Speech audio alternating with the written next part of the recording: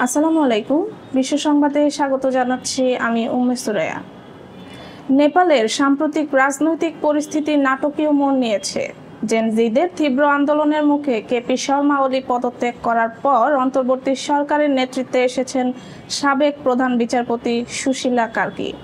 তার সুপারিশে প্রেসিডেন্ট সংসদ ভেঙে দিয়েছেন এবং 2026 সালের 5 মার্চ নতুন নির্বাচনের তারিখ ঘোষণা করা হয়েছে। সামাজিক যোগাযোগ মাধ্যম বন্ধের প্রতিবাদে শুরু হওয়া তরুণদের আন্দোলন এখন নেপালের সবচেয়ে বড় রাজনৈতিক শক্তি হয়ে দাঁড়িয়েছে। গত সপ্তাহে সংসদে ঢোকার চেষ্টা করলে নিরাপত্তা বাহিনীর গুলিতে কয়েকজন শিক্ষার্থী নিহত হন, যা পরিস্থিতিকে আরও বিস্ফোরক করে তোলে।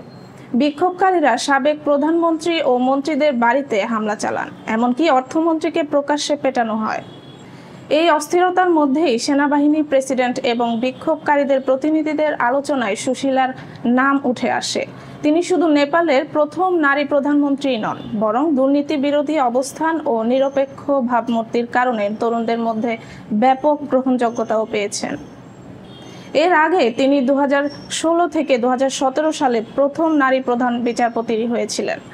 অন্তর্বর্তী সরকার আগামী 6 মাস ক্ষমতায় থাকবে। তাদের একমাত্র ম্যান্ডেট হলো একটি অবাধ ও সুষ্ঠু নির্বাচন আয়োজন করা। মার্চে সেই নির্বাচনের মাধ্যমেই ঠিক হবে যে জিদের বিদ্রোহ নেপালের রাজনৈতিক মানচিত্রে স্থায়ী পরিবর্তন আনে কিনা। মক্কার কাবা শরীফের আকাশে এক অনন্য মহাজাগতিক দৃশ্য ধরা পড়েছে। শুক্রবার ভোরে চাঁদ কাবার ঠিক উপরে চলে আসে। হাজার হাজার মুসল্লি সেই মুহূর্তে সাক্ষী হয়েছেন, যা আধ্যাত্মিক আবেগের পাশাপাশি বৈজ্ঞানিকভাবে অত্যন্ত তাৎপর্য বলে মনে করছেন বিশেষজ্ঞরা। সৌদি জেদ্দা অ্যাস্ট্রোনমি সোসাইটির প্রধান মাজেদ আবু জাহরা জানিয়েছেন, এই ঘটনা প্রমাণ করে জ্যোতির্বিদদের করা গাণিতিক হিসাব কতটা নিখুঁত। চাঁদ সহ অন্যান্য মহাজাগতিক বস্তুর গতিপথ নির্ধারণের জন্য যে গণনা করা হয়, এই দৃশ্য তার যথার্থতা আবারও নিশ্চিত করেছে। এর ফলে সারা বিশ্বের মুসলিমরা কিবলা আরও সঠিকভাবে নির্ধারণ করতে পারবেন। এটি শুধু ধর্মীয়ভাবেই অনুপ্রেরণার মুহূর্তই নয়, বরং জ্যোতির্বিজ্ঞানীদের জন্য ছিল এক গুরুত্বপূর্ণ পর্যবেক্ষণ। আবু জাহরা আরও জানিয়েছেন, শুক্রবার সন্ধ্যায় চাঁদ সপ্তর্ষি মণ্ডল বা 7 সিস্টার্স নামে পরিচিত নক্ষত্রপুঞ্জের সামনে দিয়ে অতিক্রম করেছে। এতে কিছু নক্ষত্রকে চাঁদ অল্প সময়ের জন্য ঢেকে দিয়েছে, যা ছিল আরেকটি মনোমুগ্ধকর দৃশ্য। ইতিহাসের দিকে তাকালে দেখা যায়, ইসলামের স্বর্ণযুগ থেকে সূর্য, চাঁদ ও নক্ষত্রের অবস্থান নির্ণয়ের উপর মুসলিম জ্যোতির্বিজ্ঞানীরা বিশেষ গুরুত্ব দিয়েছেন।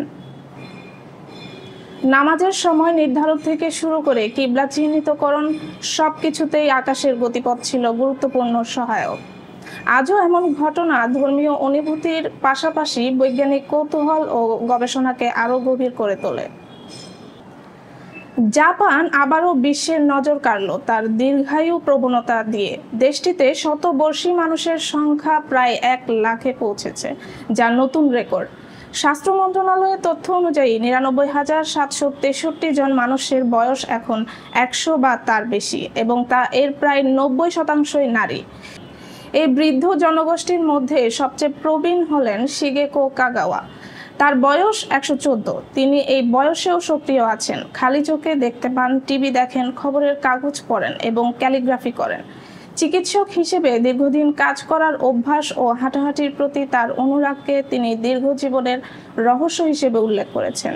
তবে এই রেকর্ড জাপানের জন্য এক অর্থনৈতিক ও সামাজিক সংকটের ইঙ্গিতও বটে, কারণ দেশের জনসংখ্যা ক্রমাগত হ্রাস পাচ্ছে। 2024 সালে এক বছরে নাগরিক কমেছে 9 লাখেরও বেশি, যা ইতিহাসে সবচেয়ে বড় পতন। জন্মহার কমে যাওয়ার পাশাপাশি কর্মক্ষম জনগোষ্ঠী দ্রুত সংকুচিত হচ্ছে। ফলে জাপানকে একই সঙ্গে সামলাতে হচ্ছে দুই দিক। একদিকে দীর্ঘজীবী প্রবীণদের জন্য স্বাস্থ্যসেবা ও সামাজিক সুরক্ষার ব্যয় বহুগুণে বেড়েছে, অন্যদিকে অর্থনীতিকে চালিয়ে নেওয়ার মতো পর্যাপ্ত কর্মশক্তি কমে যাচ্ছে।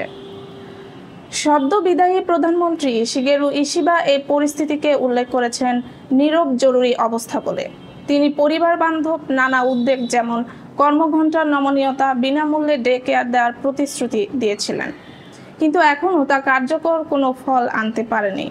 দীর্ঘায়ু জাপানের জন্য আশীর্বাদ হলেও জনসংখ্যার দ্রুত পতন অর্থনীতিকে গভীর চাপে ফেলছে। নাসার পার্সিভারেন্স রোভার মঙ্গলে এক যুগান্তকারী ইঙ্গিত দিয়েছে। সেখানে বহু কোটি বছর আগে প্রাণের অস্তিত্ব থাকতে পারে বলে ধারণা করা হচ্ছে। এই আবিষ্কারকে বিজ্ঞানীরা এখন পর্যন্ত মঙ্গলে জীবনের সম্ভাবনা খুঁজে পাওয়ার সবচেয়ে শক্তিশালী প্রমাণ হিসেবে বিবেচনা করেছেন। 2024 সালের জুলাইয়ে রোভারটি জ্যাজেরো ক্রেটারের চেবা ফলস অঞ্চলে একটি পাথরের নমুনা সংগ্রহ করে। নমুনাটির নাম দেওয়া হয়েছে স্যাফায়ার ক্যানিয়ন। এই এলাকায় একসময় নদীর মোহনা ছিল, যেখানে পানির প্রবাহ ছিল কোটি কোটি বছর আগে। নমুনা বিশ্লেষণে দেখা যায় এর মতো ভেতরে চিতাবাঘের দাগের মতো প্যাটার্ন পাওয়া গেছে। বিশেষ কিছু খনিজ বৈশিষ্ট্য মিলেছে যা পৃথিবীতে সাধারণত পানিবেষ্টিত পরিবেশে দেখা যায়। এইসব বৈশিষ্ট্যকে বিজ্ঞানীরা বলছেন বায়োসিগনেচার, অর্থাৎ এমন চিহ্ন যা জীববৈজ্ঞানিক প্রক্রিয়ায় তৈরি হতে পারে, আবার অজৈব ভূতাত্ত্বিক প্রক্রিয়াও ঘটিত হতে পারে। এই ধরনের বায়োসিগনেচার প্রমাণ করে সেখানে কোনো সময় অণুজীব বাস করত। তাই বিজ্ঞানীদের অনুমান মঙ্গলেও একসময় অণুজীব থাকতে পারে। তবে তারা জোর দিয়ে বলছেন এখনোই এটিকে নিশ্চিত প্রমাণ বলা যাবে না, কারণ ভূতাত্ত্বিক প্রক্রিয়া অনেক সময় জীবনের মতো ছাপ তৈরি করতে পারে। তাই এই নমুনা পৃথিবীতে এনে আরও গভীর ল্যাবরেটরি বিশ্লেষণ করা জরুরি। বিজ্ঞানীরা বলছেন এটি ভিনগ্রহী জীবনের সন্ধানে মানব জাতির জন্য বড় অগ্রগতিগুলোর একটি। মঙ্গলে অতীতে জীবন থাকলে ভবিষ্যতে সেখানকার পরিবেশকে ঘিরে নতুন কল্পনা ও পরিকল্পনার দ্বার খুলবে। রাশিয়ার ভূমিকম্পপ্রবণ অঞ্চল কামচাটকা আবারও কেঁপে উঠল। শনিবার স্থানীয় সময় সকালে সেখানে 7.4 মাত্রার শক্তিশালী ভূমিকম্প আঘাত হানে। এই তথ্য নিশ্চিত করেছে যুক্তরাষ্ট্রের ভূতাত্ত্বিক জরিপ সংস্থা ইউএসজিএস। কামচাটকা অঞ্চল প্রশান্ত মহাসাগরের রিং অফ ফায়ার বা আগ্নেয়বলয়ের অংশ, যেখানে নিয়মিতই ভূমিকম্প ও আগ্নেয়গিরির অগ্ন্যুৎপাত ঘটে। গত জুলাই মাসে এই অঞ্চলে 8.8 মাত্রার ভয়াবহ ভূমিকম্প হয়েছিল। তখন পুরো প্রশান্ত মহাসাগরীয় এলাকায় সুনামি সতর্কতা জারি করা হয়েছিল। তবে শনিবারের ভূমিকম্পে এখনো পর্যন্ত কোনো প্রাণহানি বা বড় ধরনের ক্ষয়ক্ষতির খবর পাওয়া যায়নি। স্থানীয় কর্তৃপক্ষ জানাচ্ছে সুনামি সৃষ্টি হয়েছে কিনা তা পর্যবেক্ষণ করা হচ্ছে। বিজ্ঞানীরা বলছেন ভূমিকম্পগুলোর ঘন ঘন উপস্থিতি প্রশান্ত মহাসাগরীয় টেকটনিক প্লেটের তীব্র গতিশীলতার ইঙ্গিত দিচ্ছে। মার্কিন রাজনীতিতে বড় ধরনের আলোড়ন তুলেছে চার্লি কার্ক হত্যাকাণ্ড। কনজারভেটিভ সংগঠন টার্নিং পয়েন্ট ইউএসএ এর প্রতিষ্ঠাতা এবং প্রেসিডেন্ট ডোনাল্ড ট্রাম্পের ঘনিষ্ঠ সহযোগী কার্ককে উটাহ ভ্যালি ইউনিভার্সিটিতে প্রকাশ্যে গুলি করে হত্যা করা হয়েছে। ঘটনাস্থলেই তাকে মৃত ঘোষণা করা হয়। হত্যার ঘটনায় দ্রুত গ্রেফতার করা হয়েছে মাত্র 22 বছর বয়সী এক ছাত্রকে, যার নাম টাইলার রবিনসন। টাইলারের পরিবার স্থানীয়ভাবে পরিচিত। তার বাবা ম্যাট রবিনসন শেরিফ দপ্তরে কর্মরত কর্মকর্তা এবং মা অ্যাম্বার রবিনসন প্রতিবন্ধীদের সহায়তায় কাজ করেন। কিন্তু পরিবারের এই পরিচ্ছন্ন ভাবমূর্তির বিপরীতে টাইলারের কর্মকাণ্ড ছিল অন্যরকম। তদন্তে জানা গেছে তিনি রাজনৈতিক উদ্দেশ্য নিয়ে এই হামলায় নামেন। উটাহ গভর্নর স্পেন্সার কক্স একে স্পষ্টভাবে রাজনৈতিক হামলা হিসেবে বর্ণনা করেছেন। ঘটনাটি যুক্তরাষ্ট্রের চলমান ডান বাম রাজনৈতিক সংঘাতকে আরও তীব্র করে তুলেছে। একদিকে রিপাবলিকানদের মধ্যে শোক ও ক্ষোভ ছড়িয়ে পড়েছে, অন্যদিকে ডেমোক্রেট ঘরানার কিছু মহলে হত্যাকাণ্ডের পেছনে রাজনৈতিক প্রতিরোধের বার্তা খোঁজার চেষ্টা চলছে। চার্লি কার্কের হত্যায় শুধু কনজারভেটিভ রাজনীতিই নয়, বরং সমগ্র আমেরিকান রাজনৈতিক অঙ্গন নতুন করে এক চরম অস্থিরতার মুখে পড়েছে। সৌদি আরবের নারী ক্রীড়াঙ্গনে এক ঐতিহাসিক পদক্ষেপের সূচনা হতে যাচ্ছে। দেশটিতে প্রথমবারের মতো শুধু নারীদের খেলা প্রচারের জন্য চালু হচ্ছে একটি বিশেষায়িত television channel, all women's sports network AWSN। উদ্যোগটি বাস্তবায়ন করেছে সৌদি ফুটবল ফেডারেশন। নতুন চ্যানেলটির নাম দেওয়া হয়েছে SAC AWSN। এই উদ্যোগের সঙ্গে সময় মিলিয়ে শুরু হচ্ছে সৌদি নারী প্রিমিয়ার লিগ মৌসুম, যা স্থানীয় ও আন্তর্জাতিক পর্যায়ে প্রথমবারের মতো সরাসরি সম্প্রচারিত হবে। প্রতি সপ্তাহে প্রাইম টাইমে একটি করে ম্যাচ দেখানো হবে এবং পাশাপাশি থাকছে উয়েফা টুর্নামেন্ট সহ আন্তর্জাতিক নারী ক্রীড়া আসর ও বিশ্বজুড়ে বিভিন্ন নারী লীগের খেলা। নারীদের জন্য এই ধরনের সুযোগ সৌদি আরবে এক যুগ আগেও অকল্পনীয় ছিল। 2017 সাল পর্যন্ত মেয়েদের বিদ্যালয়ে ক্রীড়া চর্চার অনুমতি ছিল না এবং 2018 সালে গিয়ে নারীরা প্রথমবারের মতো ক্রীড়া স্টেডিয়ামে প্রবেশাধিকার পান। প্রিন্সেস রিমা বান্দার আল সৌদের উদ্যোগে এই পরিবর্তন শুরু হয়, যিনি বর্তমানে যুক্তরাষ্ট্রের সৌদি রাষ্ট্রদূতের দায়িত্ব পালন করছেন। তার মতে 2022 সালে নারী প্রিমিয়ার লিগ চালুর পর থেকে আন্তর্জাতিক পর্যায়ে অংশগ্রহণ ও স্বীকৃতি বাড়তে শুরু করেছে, যা সৌদি নারীদের জন্য এক গর্বের বিষয়। সৌদি ফুটবল ফেডারেশনের নারী বিভাগের প্রধান আলিয়া আল রশিদ একে রূপান্তরমূলক মাইলফলক হিসেবে অভিহিত করেছেন। চ্যানেলটির প্রধান নির্বাহী জর্জ চুংও এটিকে বাধা ভাঙার এক দৃষ্টান্ত হিসেবে বর্ণনা করে বলেন, এর ফলে সৌদি নারী খেলোয়াড়রা বিশ্বমঞ্চে অভূতপূর্ব কাভারেজ পাবেন। এই উদ্যোগকে সৌদি সরকারের ভিশন 2030 পরিকল্পনারই অংশ হিসেবে দেখা হচ্ছে। তেলের উপর নির্ভরশীলতা কমিয়ে বৈচিত্র্যপূর্ণ অর্থনীতি গড়ে তোলার এই পরিকল্পনায় বিনিয়োগ, সংস্কৃতি ও ক্রীড়া সবকিছুকেই নতুনভাবে সাজানো হচ্ছে। এই নারী ক্রীড়া চ্যানেলকে তাই কেবল একটি সম্প্রচার মাধ্যম নয়, বরং সামাজিক পরিবর্তন ও বৈশ্বিক স্বীকৃতির প্রতীক হিসেবেই দেখা হচ্ছে। মিয়ানমারের পশ্চিম রাখাইন রাজ্যে জান্তা বাহিনীর বিমান হামলায় বড় ধরনের প্রাণহানি ঘটেছে। শুক্রবার কিয়াউক্তাও শহরের থায়াত দাপিন গ্রামে আরাকান সেনাবাহিনী নিয়ন্ত্রিত এলাকায় একটি বেসরকারি আবাসিক স্কুলে হামলা চালায় সেনারা। এতে শিশুসহ অন্তত 18 জন বেসামরিক নাগরিক নিহত হন এবং আরও 20 জন গুরুতর আহত হন। 2021 সালে সামরিক অভ্যুত্থানের মাধ্যমে ক্ষমতা দখলের পর থেকে মিয়ানমারে সেনা, জান্তা ও জাতিগত সশস্ত্র গোষ্ঠীগুলোর মধ্যে রক্তক্ষয়ী সংঘর্ষ চলছে। রাখাইন রাজ্যে সক্রিয় আরাকান সেনাবাহিনী জান্তার বিরুদ্ধে দীর্ঘদিন ধরে লড়াই চলে আসছে। স্থানীয় সূত্রগুলো বলছে, স্কুলে হামলার সময় সেখানে শিশু, শিক্ষার্থী সহ সাধারণ মানুষ আশ্রয় নিয়েছিল। এমন এক সময়ে এই হত্যাযজ্ঞ ঘটল এবং জান্তা সরকার চলতি বছরের 28 ডিসেম্বর সাধারণ নির্বাচন আয়োজনের ঘোষণা দিয়েছে।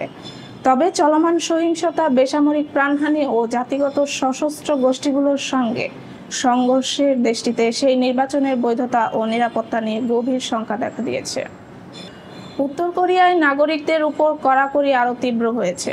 জাতিসংঘের মানবাধিকার কার্যালয়ের প্রতিবেদনে বলা হয়েছে, বিদেশি চলচ্চিত্র বা নাটক দেখা বা কারোর সঙ্গে তা বিনিময় করা চেয়েও এখন মৃত্যুদণ্ডযোগ্য অপরাধ হিসেবে গণ্য হচ্ছে। গত এক দশকে দেশটিতে একনায়কতান্ত্রিক সরকার মানুষের স্বাধীনতা ও দৈনন্দিন জীবনের প্রতিটি ক্ষেত্রে নিয়ন্ত্রণ জোরদার করেছে। নাগরিকদের বাধ্যতামূলক শ্রমে নিয়োগের পাশাপাশি আধুনিক প্রযুক্তির মাধ্যমে নজরদারি বৃদ্ধি করা হয়েছে। জাতিসংঘের মানবাধিকার হাই কমিশনার ভলকার তুর্কের মতে, এই পরিস্থিতি অব্যাহত থাকলে উত্তর কোরীয়রা আগের চেয়ে আরও বেশি দুর্ভোগ, নির্মম নিপীড়ন এবং আতঙ্কের শিকার হবে। প্রতিবেদনে উল্লেখ করা হয়েছে, বর্তমান বিশ্বের অন্য কোনো দেশের নাগরিকরা এতটা কঠোর নিয়ন্ত্রণের মধ্যে নেই। এমন পরিস্থিতি দেশটির মানুষের মৌলিক অধিকার ও ব্যক্তিগত স্বাধীনতার উপর গুরুতর হুমকি তৈরি করছে। শুল্ক সহ বিভিন্ন ইস্যুতে ভারতের সঙ্গে টানাপোড়েনের পর অবশেষে সুর নরম করল যুক্তরাষ্ট্র। মার্কিন পররাষ্ট্রমন্ত্রী মার্কো রুবিও বলেছেন, বর্তমান বিশ্বের ভূ রাজনীতিতে ভারতের সঙ্গে সম্পর্ক যুক্তরাষ্ট্রের অগ্রাধিকারের শীর্ষে রয়েছে। রুবিও এই মন্তব্য করেছেন দিল্লিতে রাষ্ট্রদূত হিসেবে ট্রাম্প মনোনীত সার্জিও গরের নিয়োগ নিয়ে সিনেটের শুনানিতে। তিনি বলেন, ইন্দো প্যাসিফিক অঞ্চলের গুরুত্ব এতটাই বাড়ছে যে ইতিহাস 21 শতকে এই অঞ্চলে লেখা হবে এবং ভারতের অবস্থান সেই কেন্দ্রেই। রুবিও উল্লেখ করেছেন, ভারত যুক্তরাষ্ট্রের সম্পর্ক এখন নজিরবিহীন রূপান্তরের মধ্যে দিয়ে যাচ্ছে। তিনি বলেন, শুধু ইউক্রেন যুদ্ধ নয়, বরং ইন্দো প্যাসিফিক অঞ্চলে ঘটে যাওয়া ঘটনাবলীর উপরও দুই দেশের যৌথ পদক্ষেপের প্রভাব পড়বে। যদিও ট্রাম্প সরকার ভারতের রাশিয়ায় তেল কেনার সমালোচনা করেছে। প্রধানমন্ত্রী নরেন্দ্র মোদী যে সম্প্রতি চীন সফর করেছেন তা নিয়েও যুক্তরাষ্ট্রের অস্বস্তি রয়েছে। নিউ ইয়র্কে মেয়র পদে প্রতিদ্বন্দ্বিতা করছেন ডেমোক্র্যাট প্রার্থী জোহরান মামদানি, যিনি নির্বাচিত হলে ইসরায়েলের প্রধানমন্ত্রী বেনিয়ামিন নেতানিয়াহুকে গ্রেফতারের নির্দেশ দেবেন বলে ঘোষণা করেছেন। তিনি নিউ ইয়র্ক টাইমসকে বলেন, নেতানিয়াহু যদি শহরে প্রবেশ করেন তাহলে আন্তর্জাতিক অপরাধ আদালতের গ্রেফতারি পরোয়ানা অনুযায়ী তাকে বিমানবন্দরে আটক করতে পুলিশকে নির্দেশ দেবেন। মামদানি নেতানিয়াহুকে গাজায় গণহত্যা চালানো যুদ্ধাপরাধী হিসেবে অভিহিত করেছেন। তার উদ্দেশ্য আন্তর্জাতিক আইনের অধীনে ন্যায় বিচার নিশ্চিত করা। তবে আইনি বিশেষজ্ঞরা মনে করছেন, এমন ধরনের গ্রেফতার বাস্তবে প্রায় অসম্ভব এবং এটি যুক্তরাষ্ট্রের ফেডারেল আইন লঙ্ঘন করতে পারে। তাছাড়া নিউ ইয়র্ক শহরে বিশ্বের দ্বিতীয় বৃহত্তম ইহুদি সম্প্রদায় বসবাস করছে। মামদানির এই ঘোষণা ইতোমধ্যেই স্থানীয় রাজনৈতিক মহল এবং আন্তর্জাতিক পর্যবেক্ষকদের মধ্যে বিতর্কের সূত্রপাত করেছে। ইসরায়েলের তেল আবিব ও মধ্যাঞ্চল লক্ষ্য করে ইয়েমেনের হুতি বিদ্রোহীরা ব্যালিস্টিক ক্ষেপণাস্ত্র ছুড়েছে। শনিবার এই হামলার সময় ইসরায়েলের বিভিন্ন এলাকায় সতর্কতা সাইরেন বেজে ওঠে। তবে ইসরায়েলি প্রতিরক্ষা বাহিনী আইডিএফ ক্ষেপণাস্ত্রটি আকাশেই ধ্বংস করতে সক্ষম হয়েছে এবং ধ্বংসাবশেষ থেকে কোনো হতাহত বা ক্ষয়ক্ষতির খবর পাওয়া যায়। আইডিএফ জানিয়েছে, ইয়েমেন থেকে ছোড়া ক্ষেপণাস্ত্র শনাক্ত হওয়ার সঙ্গে সঙ্গে আকাশ প্রতিরক্ষা ব্যবস্থা সক্রিয় করা হয়। এই হামলা গাজায় ইসরায়েলি আগ্রাসনের জবাবে হুতিদের প্রতিশোধের অংশ হিসেবে এসেছে। পাল্টা জবাবে ইসরায়েল ও হুতিদের অবস্থানে বিমান হামলা চালিয়ে আসছে।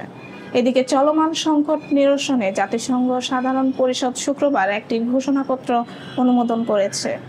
সৌদি আরব ও ফ্রান্সের উদ্যোগে প্রণীত 7 পৃষ্ঠার ঘোষণায় 142টি দেশ পক্ষে ভোট দেয়, 10টি দেশ বিপক্ষে এবং 12টি দেশ ভোটে অংশ নেয়নি।